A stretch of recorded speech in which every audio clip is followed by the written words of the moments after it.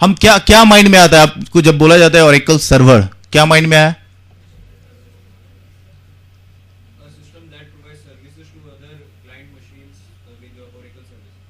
Obviously it means सबसे पहली बात कि एक मशीन होगा, कोई ना कोई मशीन होगा, एक हार्डवेयर होगा ना। विदाउट हार्डवेयर क्या हम सॉफ्टवेयर इंस्टॉल कर सकते हैं?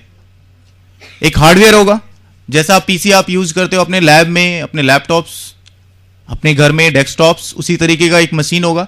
बट वो मशीन आपके मशीन से ज्यादा पावरफुल होगा। किस सेंस में?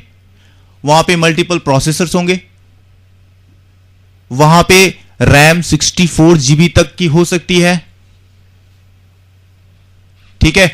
वहां पे हार्ड डिस्क टेराबाइट में हो सकती है, ठीक है। इट मींस कि ये कॉन्फ़िगरेशन अगर हम दें तो इसका मतलब एक ऐसा मशीन जो किसी भी ऑर्गेनाइजेशन में सर्वर बनाने के लिए यूज किया जाता है। एंड बहुत सारे वेंडर्स हैं इसको सेल करने के लिए। डेल के सर्वर्स आते हैं, माइक्रोसॉफ्ट के सर्वर्स आते हैं, ओरेकल के अपने सर्वर्स आते हैं, है कि नहीं? बहुत सारे वेंडर्स हैं। नाउ अब उस मशीन आ गया, मशीन के ऊपर हमें क्या चाहिए? एक सिस्टम सॉफ्टवेयर। एक सिस्टम सॉफ्टवेयर को हम कैटेगरीज में डिवाइड करते हैं ना, system software and application software. तो सिस्टम सॉफ्टवेयर हमें चाहिए, एक प्लेटफॉर्म चाहिए जहां पे हमारे दूसरे सॉफ्टवेयर यानी कि एप्लीकेशन सॉफ्टवेयर रन करते हैं, ठीक है। वो हमारा सिस्टम सॉफ्टवेयर क्या है? Operating system. गुड। अब ये डिसीजन लेना कि ऑपरेटिंग सिस्टम कौन सा होगा, विंडो होगा, 2003 होगा, 2008 होगा, लिनक्स होगा, है कि नहीं, AIX होगा या सन सोलरिस होगा, यह डिपेंड करता है कि आपको सिक्योरिटी किस लेवल पे अचीव करना है, परफॉर्मेंस किस लेवल पे अचीव करना है, ठीक है, एंड कितना हमारा सिस्टम रिलायबल होना चाहिए, स्केलेबिलिटी क्या होनी चाहिए। ये सारे आप सॉफ्टवेयर इंजीनियरिंग पढ़ते हो ना, किसी भी सॉफ्टवेयर से रिलेटेड। तो इट मींस क्या मैंने आज बिजनेस स्टार्ट करा, एक सर्वर ले लिया, कल को मेरा बिजनेस बड़ा हो गया, तो क्या मेरा वो सर्वर सपोर्ट करेगा मेरे बड़े बिजनेस को या नहीं? ये भी मैटर करता है ना। ये सारे पॉइंट्स होते हैं। जैसे कुछ एक साल पहले आपने सुना होगा कि चाइनीज लोगों ने इंडियन डिफेंस के सर्वर्स को हैक कर लिया, सुना था? इट मींस कहीं ना कहीं लैक ऑफ सिक्योरिटी रही, तभी हैक किया। जितने भी एयर फोर्सेस के जितने भी सर्वर्स हैं इंप्लीमेंट किए जाते हैं वो AIX के ऊपर इंप्लीमेंटेड है। AIX जो ऑपरेटिंग सिस्टम है, ठीक है। HPUX HP वालों ने बनाया, सन सोलरिस सन कंपनी ने बनाया, अब वो ओरेकल का हो गया, ठीक है। तो समहाउ एक मशीन हो गया, एक ऑपरेटिंग सिस्टम हो गया, इट मींस कि हम सर्वर इंप्लीमेंट करने के लिए रेडी हैं। अब उस मशीन के ऊपर जैसा कंपोनेंट आप इंस्टॉल करें, यानी कि जैसा एप्लीकेशन सॉफ्टवेयर इंस्टॉल करोगे उसके अकॉर्डिंग हम वो क्या बोलते हैं? सर्वर। यानी कि DNS कॉन्फ़िगर कर दिया तो क्या बोलेंगे? DNS सर्वर, है कि नहीं? DHCP कॉन्फ़िगर कर दिया तो क्या बोलते हैं? DHCP server. वेब अगर कॉन्फ़िगर कर दिया तो वेब सर्वर। फाइल अगर सिर्फ स्टोर करना है, file server.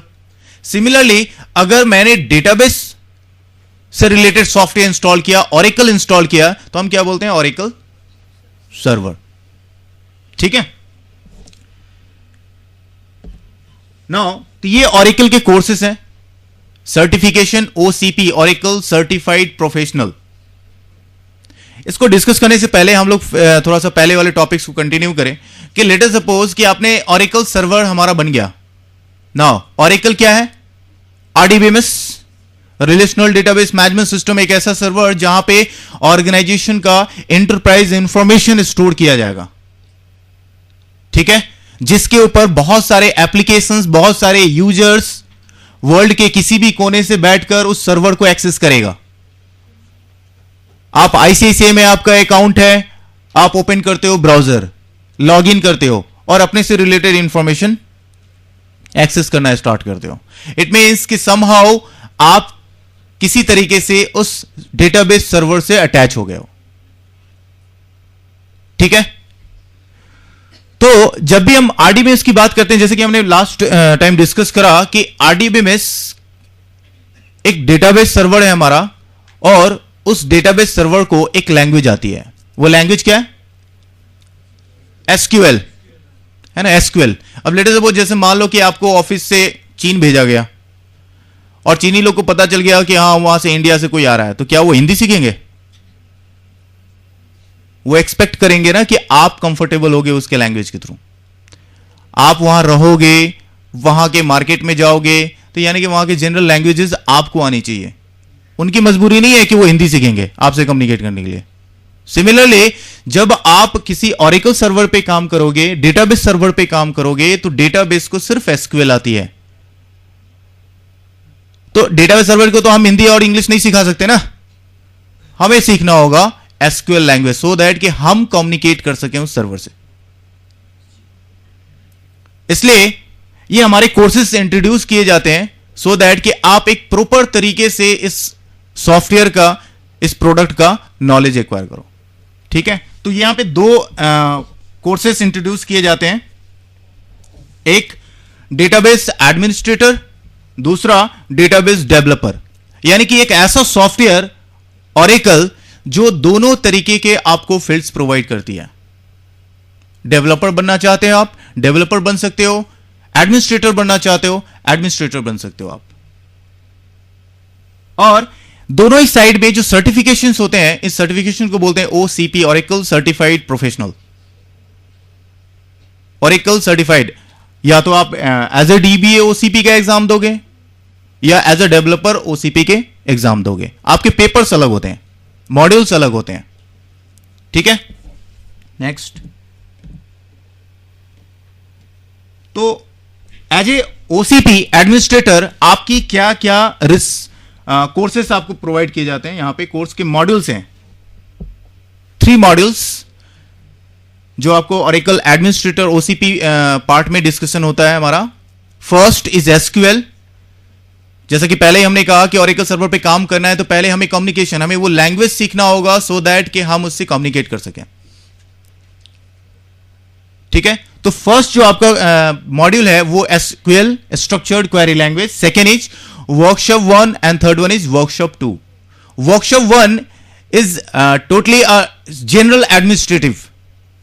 General administrative topics यहां पे डिस्कशन किए जाते हैं, जैसे किस तरीके से आप इंस्टॉलेशन करोगे सॉफ्टवेयर्स को डिफरेंट प्लेटफॉर्म्स के ऊपर, विंडोज के ऊपर, सोलरिस के ऊपर, लिनक्स के ऊपर। ठीक है, नेक्स्ट वन ओसीपी डेवलपर में आपके पास 4 मॉड्यूल्स होंगे। एसक्यूएल जो दोनों ही कोर्सेज में कॉमन है। Second one is PL SQL, procedure language, how to do. यहां पे आ गया how to do by using structured query language. Next one is forms, designing, कैसे इंटरफेस आप डिजाइन करोगे जो कि फ्रंट एंड में बैठा हुआ यूजर किस तरीके से इंटरेक्ट होगा, है ना। 3 तरीके के यूजर्स होते हैं किसी भी ऑर्गेनाइजेशन में, administrator, application developer and application user. Administrator जो बैकएंड में सर्वर्स को मैनेज करता है, जो डेवलपर्स के रिक्वायरमेंट्स एंड एप्लीकेशंस के रिक्वायरमेंट्स को फुलफिल करता है। डेवलपर्स जो फ्रंट एंड को डिजाइन करते हैं, यानी कि एक यूजर और कस्टमर के पॉइंट ऑफ व्यू से कि एक कस्टमर का इंटरेक्शन किस तरीके से होगा फ्रंट एंड से। एंड एप्लीकेशन यूजर जो उसका यूज करता है, ठीक है। तो फॉर्म्स एंड रिपोर्ट्स ये 2 मॉड्यूल्स हैं जिसके थ्रू आप क्या करोगे, डिजाइन करोगे एंड प्लस रिपोर्ट्स। किसी भी ऑर्गेनाइजेशन में रिपोर्ट जनरेट किया जाता है ना। इस मंथ में हमारा सेल क्या हुआ, नॉर्थ दिल्ली में क्या सेल हुआ, साउथ दिल्ली में क्या सेल हुआ, रीजन वाइज सेल्स रिपोर्ट आपको देने हैं, उसका प्रिंट आउट निकालना है। तो ये फॉर्म्स एंड रिपोर्ट्स आपको मॉड्यूल दिए गए। नाउ यस, नो इन वर्कशॉप 1 इंस्टॉलेशन, यानी कि जो एडमिनिस्ट्रेशन है इसको 2 पार्ट में डिवाइड किया गया है। ठीक है, एक वर्कशॉप 1, वर्कशॉप 2। यहां पे रिस्पॉन्सिबिलिटीज में हम लोग डिस्कस करते हैं उसको कि क्या है वर्कशॉप 1 में, वर्कशॉप 2 में क्या है। ओके, सो इन एडमिनिस्ट्रेटर पार्ट ऑरेकल इंस्टॉलेशन इन वर्कशॉप 1 में ऑरेकल इंस्टॉलेशन, ये रिस्पॉन्सिबिलिटी, यहां पे कुछ रिस्पॉन्सिबिलिटीज मैंने शो करा हुआ है, यहां पे टोटल रिस्पॉन्सिबिलिटीज नहीं है ये Oracle DBA का, ठीक है। तो यहां पे वर्कशॉप 1 में जो आप सीखोगे उसमें software installation, architectural information, Oracle कैसे रन हो रहा है, Oracle कैसे रैम के अंदर एग्जीक्यूट होता है, हमारे पास कौन कौन से टूल्स हैं, है ना, क्योंकि Oracle क्या प्रोवाइड कर रही है, RDBMS, MS management system, management system. Database तो वो फर्स्ट वर्जन में भी वही था, आज भी वही है। चेंज क्या हो रहा है, मैनेजमेंट सिस्टम, है कि नहीं। तो वो मैनेजमेंट सिस्टम हमारा नया है 10G के अंदर, 9i के अंदर अलग था, 8i के अंदर अलग था, 8 के अंदर अलग था। ये क्या है, जैसे जैसे वर्जन्स आती है तो एक मेजर कॉन्सेप्ट को लेकर आया जाता है। जैसे G stands for grid computing, grid power देखा ना, सेम कॉन्सेप्ट। नेटवर्क पे डेटाबेस किसी एक जगह पे रख दो और more than one instance servers उसको एक्सेस कर सकते हैं, ये कॉन्सेप्ट इंट्रोड्यूस करा गया। पहले क्या होता था, 1:1 का रेशियो हुआ था, 1 इंस्टेंस यानी कि 1 सर्वर 1 डेटाबेस। नाउ अब क्या कर सकते हैं कि नेटवर्क पे कहीं भी हम डेटाबेस को स्टोर कर दिया, मेरा डेटाबेस ऑस्ट्रेलिया में है और मैं इंडिया में बैठकर उस पर काम कर रहा हूं, मैं यूएस से बैठ के काम कर रहा हूं, ठीक है। तो ये हमारा टेक्नोलॉजी ग्रिड में आया। Then database creation, software installation दो पार्ट में होती है Oracle की। एक सॉफ्टवेयर इंस्टॉलेशन, इट मींस कि you are creating your platform, ठीक है, और उस प्लेटफॉर्म के ऊपर हम डेटाबेस क्रिएशन, ये अलग हमारा पार्ट होता है जिसमें एक्चुअल एंटरप्राइज इंफॉर्मेशन आप स्टोर करोगे। सॉफ्टवेयर आपको एक मैनेजमेंट सिस्टम प्रोवाइड करती है, किसके लिए, किसी डेटाबेस के लिए, किसी डेटाबेस के लिए। तो ये दो अलग अलग पार्ट है और Oracle जब भी इंस्टॉलेशन होती है तो ये DBA को ये डिसीजन लेना होता है कि सॉफ्टवेयर पहले इंस्टॉल करें या software as well as database दोनों साथ में क्रिएट कर दें। अगर आप में से किसी ने अगर Oracle सॉफ्टवेयर को इंस्टॉल करा होगा तो आपको एक्सपीरियंस होगा कि जब भी आप इंस्टॉल करते हो तो आप साथ साथ एस्कॉर्ट एंड टाइगर से लॉगिन ले लेते हो। इट मींस कि बाय डिफॉल्ट ये नेचर है Oracle का कि ये आपको database as well as software दोनों ही इंस्टॉल करके देता है, एक जनरल पर्पस डेटाबेस क्रिएट करके देता है आपको प्रैक्टिस पॉइंट ऑफ व्यू से। लेकिन जब आप किसी कॉर्पोरेट में जाते हैं तो एज ए DBA आपका डिसीजन होता है कि हम पहले सॉफ्टवेयर इंस्टॉल करें, देन डेटाबेस डिजाइन किया जाता है। डेटाबेस का डिजाइनिंग फेज होता है जिसमें डेवलपर्स इंक्लूड होते हैं, एप्लीकेशंस को यूज करने वाले के पॉइंट ऑफ व्यू से यहां पे कॉन्सेप्ट्स को लिया जाता है, सो दैट कि एक डेटाबेस का बेटर डिजाइनिंग हो सके हमारा।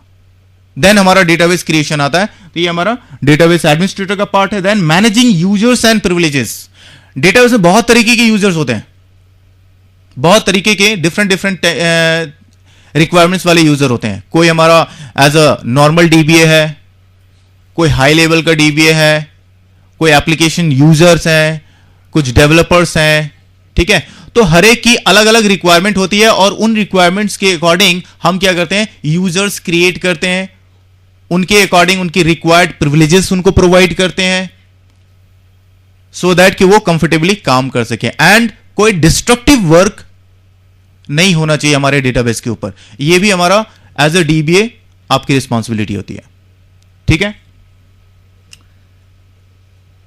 And most important thing, taking database backup, क्योंकि किसी भी ऑर्गेनाइजेशन में IT सेक्टर में DBA is a high profile job. Starting में नहीं, जब रिस्पॉन्सिबिलिटीज आपके पास ऊपर आती है, 3 साल 4 साल 5 साल के एक्सपीरियंस पे आप क्या करते हो, किसी भी कंपनी के हर्ट के ऊपर काम कर रहे हो, उसके ऊपर बैठे हुए हो, ठीक है। तो कोई भी कंपनी अपने इंफॉर्मेशन को इस तरीके से यूजलेस नहीं होने देगा कि कोई भी नॉर्मल DBA आ जाए और उसको कुछ भी कर दे, ठीक है।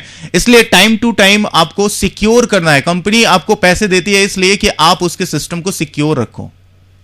इनकेस अगर मेरा डेटा लॉस होता है तो वो रिकवर्ड होनी चाहिए। अगर 12 बजे लॉस हुआ है, 12 बजे मेरा सिस्टम फेल हुआ है, तो मुझे पूरा 12 बजे तक की रिकवरी चाहिए, एक भी डेटा मेरा लॉस नहीं होना चाहिए। यह रिस्पॉन्सिबिलिटी एज अ DBA आपकी होती है, ठीक है, जिसमें हम स्ट्रैटेजीज डिजाइन करते हैं कि कैसे मुझे बैकअप लेना है, कितने दिन पे मुझे फुल बैकअप लेना है, कितने दिन पे मुझे पार्शियल बैकअप लेना है, ये टेक्निकल टर्म्स आते हैं जब आप इस कोर्सेज के अंदर जाते हो तो, ठीक है। यानी कि स्ट्रैटेजी आपको डिजाइन करना है, समहाउ आपको डेटाबेस सर्वर को सिक्योर रखना है, ठीक है। Next, managing security. Managing security means कि कोई यूजर, कोई मैनेजर लेवल का यूजर है, वो मेरे डेटाबेस को यूज करता है, मैंने उसे डिलीट करने का परमिशन दिया। डिलीट, सब लोग समझ रहे हैं, रिकॉर्ड्स को रिमूव करने का प्रिविलेज, ठीक है, मुझे देना है उसे। बट वो एक यूजर है डेटाबेस के लिए, तो हो सकता है कि उसके गलती से कोई हमारा अनवांटेड रिकॉर्ड्स रिमूव हो जाए। नहीं पॉसिबल, ये ह्यूमन एरर कभी नहीं कमता है, ये बढ़ता ही जाता है। तो उसको कंट्रोल करने के लिए क्या हमारे पास सिस्टम है, कोई तरीका है जिससे हम उस चीज को कंट्रोल कर सकें। कोई यूजर अगर डिस्ट्रक्टिव माइंडेड है, उसकी सैलरी इंक्रीज नहीं किया कंपनी ने, नौकरी छोड़ने वाला है, तो सोचा कि छोड़ के इसका भी मैं सब कुछ बिगाड़ दूं, है कि नहीं। आपको डीबीए बना दिया, आपको सैलरी इंक्रीमेंट नहीं हो रही है, आप क्या डेटाबेस उड़ा दोगे? इसके वजह से कंपनी का बिजनेस गया। इट मीन्स कि कंपनी समहाउ वो सिक्योरिटी इंप्लीमेंट करवानी चाहती है आपसे, सो दैट कि आप अगर वैसा डिस्ट्रक्टिव वर्क करते भी हो तो कंपनी को पता चल जाए और वो डेटा फिर से वापस रीस्टोर हो जाए, ठीक है। And performance tuning is the most important feature. Performance tuning,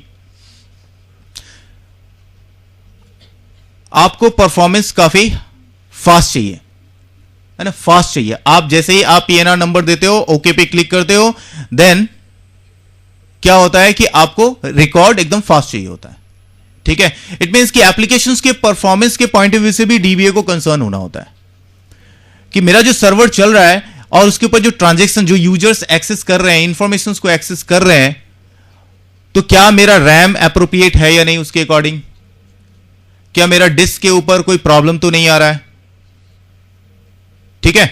तो ये सारे जो चीजें हैं ये एज ए डीबी आप ही को मैनेज करना होता है।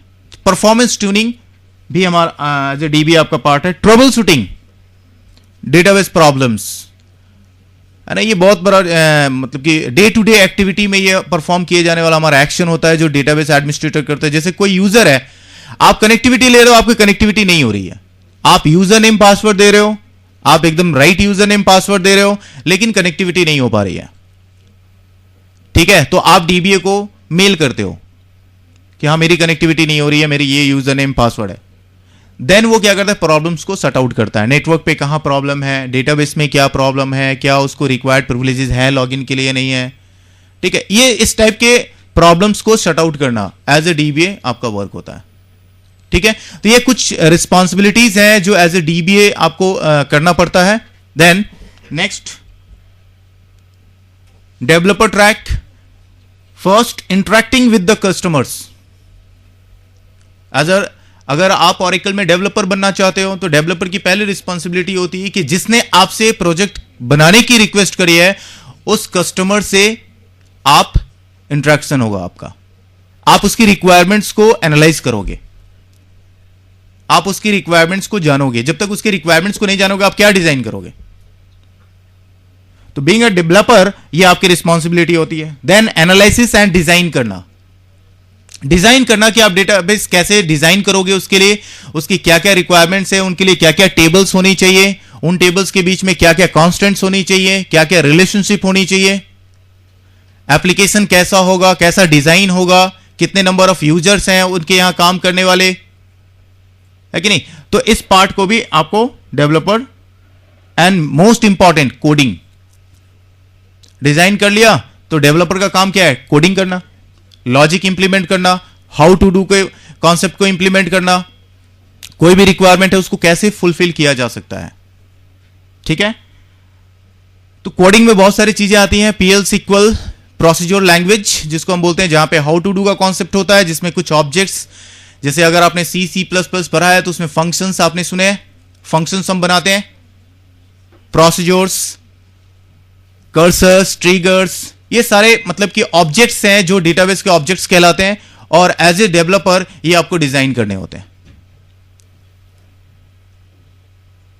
फॉर्म्स एंड रिपोर्ट डिजाइन करना, फ्रंट एंड डिजाइन करना मींस फॉर्म्स एंड रिपोर्ट कहने का मतलब फ्रंट एंड डिजाइन करना, सो दैट कि कोई यूजर वहां से प्रिंट आउट भी ले सके, रिपोर्ट जनरेट कर सके। ठीक है, इंटरेक्टिव होना चाहिए यूजर की रिक्वायरमेंट्स के अकॉर्डिंग कि मेरा फॉर्म्स का लुक ऐसा होना चाहिए। ठीक है, आप ऑरेकल के अंदर जावा यूज कर सकते हो, ऑरेकल के अंदर डॉटनेट के कॉन्सेप्ट की यूज कर सकते हो। जो चीजें आप डॉटनेट के थ्रू करते हो, जो चीजें आप जावा के थ्रू करते हो, वेब बेस्ड एप्लीकेशन बनाते हैं, विंडो बेस्ड एप्लीकेशन बनाते हैं, वो सारे एप्लीकेशंस आप ऑरेकल के थ्रू यूज कर सकते हैं, डिजाइन कर सकते हैं कहने का मतलब। And SQL tuning, queries right करना आपकी रिस्पॉन्सिबिलिटी होती है। यूजर ने कहा कि मुझे इस तरीके से रिकॉर्ड चाहिए, आपने क्वेरी राइट कर दिया, क्या वो क्वेरी सर्वर के लिए बेनिफिशियल होगा या नहीं होगा, इसको ट्यून करना। क्योंकि एक रिक्वायरमेंट को फुलफिल करने का बहुत सारे तरीके हैं, बहुत सारे लॉजिक हैं। क्या आपने जो लॉजिक इंप्लीमेंट किया है, क्या वो लॉजिक रैम के पॉइंट ऑफ व्यू से सही है, सर्वर के पॉइंट ऑफ व्यू से सही है, एप्लीकेशन के पॉइंट ऑफ व्यू से सही है? इट मींस कि एसक्यूएल राइट कर रहे हो तो आपकी रिस्पॉन्सिबिलिटी उसको ट्यून करना। ठीक है, तो ये सारे responsibilities as a administrator and developer Oracle provide करती है आपको। नाउ अब सबसे बड़ा क्वेश्चन, फ्यूचर क्या है मेरा?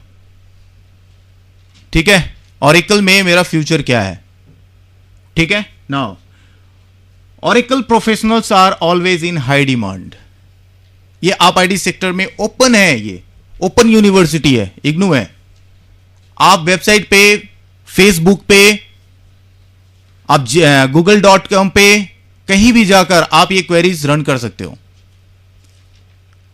आईटी सेक्टर में Oracle प्रोफेशनल की जो पोजीशन होती है वो किसी भी प्रोफेशनल्स की नहीं होती है, वेदर वो जावा में है, डॉटनेट में है, पीएचपी में है, या किसी भी अदर फील्ड में। ठीक है, तो ऑरेकल प्रोफेशनल्स हमेशा डिमांड में रहते हैं। क्यों? No effects of recession on Oracle professionals. ये कोई ऐसा ही बताया नहीं जा रहा, ये ऑरेकल कॉर्पोरेशन का सर्वे है 2010-2011 का। जो 2009 में रिसेशन हुई थी उसमें ऑरेकल प्रोफेशनल्स के ऊपर कोई इफेक्ट नहीं पड़ा, क्योंकि as a DBA, database administrator हो, कंपनी का बिजनेस है, तो बिजनेस तो बंद नहीं हो जाएगी। बिजनेस को चलाने के लिए एटलीस्ट वो एडमिनिस्ट्रेटर तो चाहिए जो बैक एंड में बैठा हुआ है। कंपनी के पास जो प्रोजेक्ट्स हैं, मोस्ट ऑफ कंपनी ऑरेकल के ऊपर प्रोजेक्ट्स बनवाती है। क्यों? क्योंकि हाई लेवल की सिक्योरिटी अचीव की जाती है इससे, हाई लेवल की सिक्योरिटी। इसलिए किसी भी वर्ल्ड के जितने भी डिफेंस के डेटाबेसेस हैं, आप पता लगा सकते हो ऑरेकल बेस्ड वो डेटाबेस है। क्यों? Because of high security. और इसी कारण से ऑरेकल के प्रोजेक्ट्स कभी भी कमते नहीं है। सो रिसेशन का इफेक्ट ऑरेकल प्रोफेशनल्स के ऊपर नहीं होता।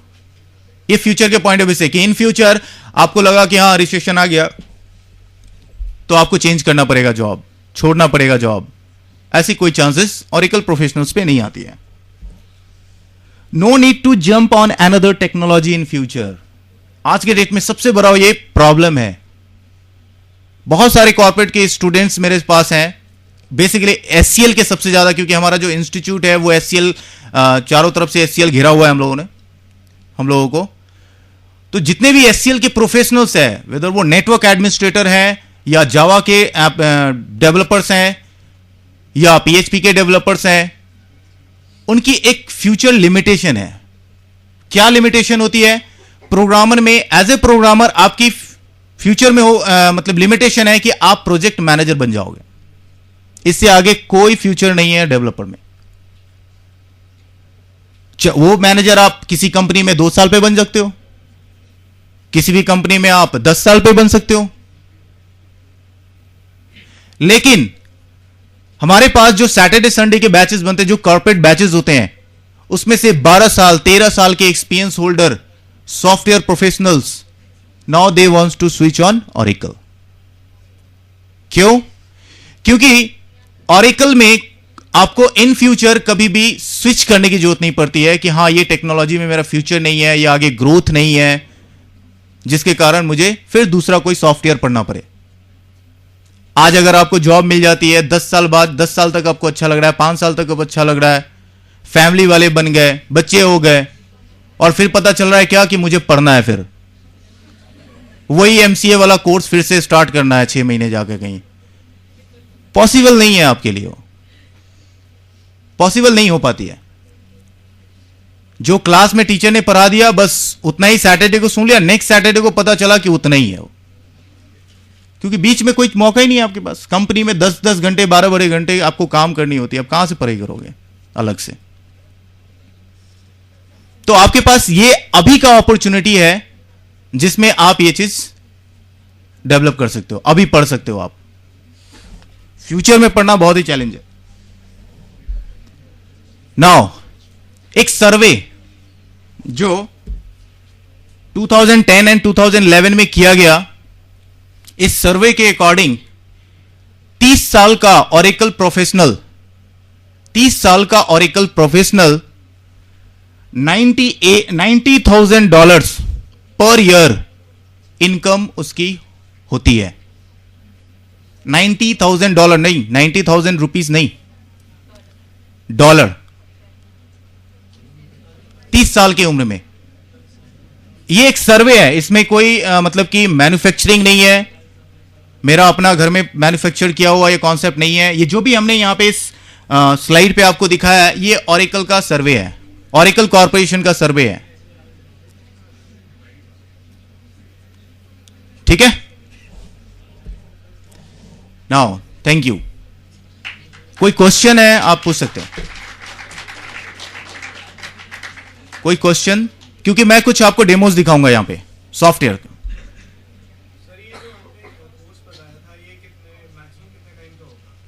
इसमें जो एक प्रोजेक्ट बेस्ड ट्रेनिंग होती है आपकी, 6 मंथ्स की ट्रेनिंग होती है, जो इंडस्ट्रियल ट्रेनिंग प्रोवाइड की जाती है। इसके ऊपर किसी इंडस्ट्रीज के प्रैक्टिकल प्रोजेक्ट्स के ऊपर आपको काम करवाया जाता है, सो दैट कि आपको प्रैक्टिकल एक्सपोजर मिले। कहीं भी आप इंटरव्यू में जाते हो तो जो पर्सन आपके सामने बैठा होता है, क्वेश्चन कर रहा होता है, वो प्रैक्टिकल इन्वायरमेंट से क्वेश्चन कर रहा होता है, क्योंकि उसको अपने बिजनेस को चलाना है। तो वो किसी फ्रेशर को, ऐसे बंदे को जिसको रियल इन्वायरमेंट का पता नहीं है, उनको नहीं कंसीडर करते हैं वो, ठीक है। तो इसके ऊपर जो भी है हमारे पास जो कोर्सेज हैं वो है आपके प्रोजेक्ट बेस्ड ट्रेनिंग है 6 मंथ्स के, ठीक है। इसमें 2 तरीके के सर्टिफिकेशंस भी होते हैं, जो आपको जो हमारे मार्केटिंग हेड है ये आपको बताएंगे कि कौन कौन से कोर्सेज हैं और क्या ड्यूरेशंस हैं, क्या फीस स्ट्रक्चर्स हैं उनके, इससे रिलेटेड इंफॉर्मेशन वो आपको बताएंगे, ठीक है। तो मैं आपको एक डेमो बताता हूं कि कैसे ये सॉफ्टवेयर्स हम यूज करते हैं, ठीक है। तो यूजर्स एंड प्रिविलेजेस एक टॉपिक लेते हैं हम लोग, यूजर्स एंड प्रिविलेजेस एक टॉपिक लेते हैं, जिसके बेसिस पे हम एक डेमो आपको बताएंगे कि कैसे ओरेकल 10G में फ्रंट एंड हमारा कैसे है, और एक फ्रंट एंड पे कैसे हम एक यूजर नेम पासवर्ड देकर आप लॉगिन करते हो। ये आपने भी करा हुआ है, ठीक है।